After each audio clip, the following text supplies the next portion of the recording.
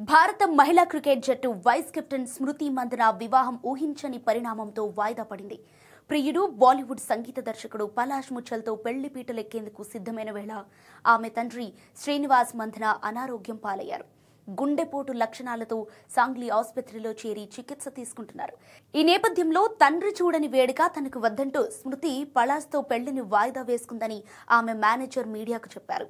ఓవైపు తండ్రి విషయంలో స్మృతి ఆందోళన చెందుతుండగా మరోవైపు ఆమెకు కాబోయే భర్త పలాష్ ముచ్చల్ కూడా ఆసుపత్రి పాలయ్యాడు.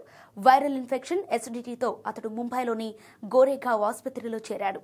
వరుస మ్యూజిక్ కన్సర్ట్లు, పెళ్లి పనుల కారణంగానే పలాష్ ముచ్చల్ తీవ్ర ఒత్తిడికి లోనయ్యాడని, అందుకే అతడి ఆరోగ్యం చెడిపోయిందని ఎన్డీటీవీకి అతడి సన్నిహిత వర్గాలు తెలిపాయి.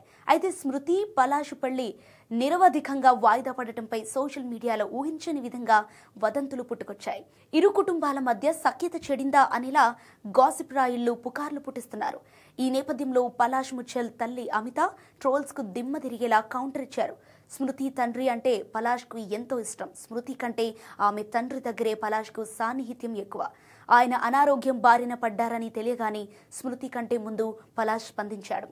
తనే పెళ్లిని వాయిదా వేయాలని నిర్ణయించుకున్నాడు. స్మృతి తండ్రి కోలుకునేంత వరకు వివాహ వేడుకను వాయిదా వేయాలని చెప్పాడు.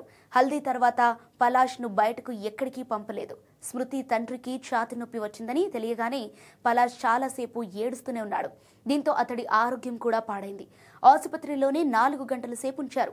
ఐవీ డ్రిప్ పెట్టారు, ఈసీజీ తీశారు, ఇతర పరీక్షలు కూడా చేశారు. అన్ని రిపోర్టులు సాధారణంగానే ఉన్నాయి. అయితే ఇప్పటికీ ఒత్తిడి నుంచి బయటపడలేకపోతున్నాడని పలాష్ ముచ్చల్ తల్లి అమితా ముచ్చల్ తెలిపారు. కాగా పలాష్ అక్క బాలీవుడ్ సింగర్ పాలక్ ముచ్చల్ కూడా తన సోదరుడి వివాహం గురించి స్పందించారు.